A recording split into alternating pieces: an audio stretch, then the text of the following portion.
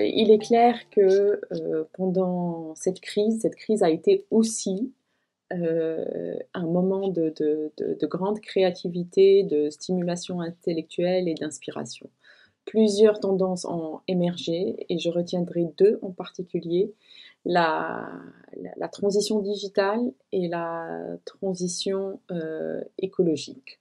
La transition digitale, elle est indéniable, nous l'avons tous expérimentée et je pense qu'elle fera partie des nouvelles pratiques culturelles et même de nouvelles politiques culturelles, mais elle complétera ce qui existe déjà. La transition écologique, si le secteur culturel se veut résilient, et je pense qu'il a bien montré pendant cette période-là, il va devoir être plus éco-responsable. Et ces deux tendances ont été aussi reprises ici à Bruxelles par les institutions européennes, en particulier la Commission européenne, comme axe de travail pour le futur.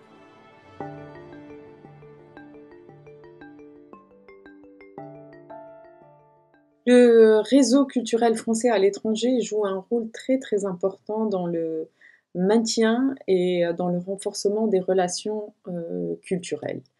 Le fait d'être présent sur place, de connaître le contexte, de connaître le secteur culturel, de connaître ses défis, de connaître ses besoins et aussi les opportunités existantes sur place lui donne ce rôle important et cette force de proposition qui peut être très important dans le travail que nous faisons ici à Bruxelles auprès des institutions européennes, un travail de plaidoyer auquel l'Institut français participe depuis 2011.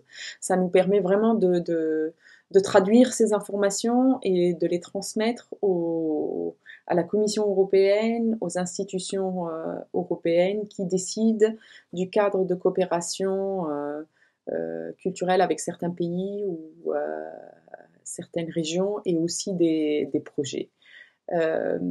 Par ailleurs, nous, on pourrait, de l'autre côté, informer le réseau des décisions qui sont prises ici à Bruxelles, des projets existants ou des projets à venir auxquels le réseau pourrait participer d'une manière, je dirais, d'une manière active.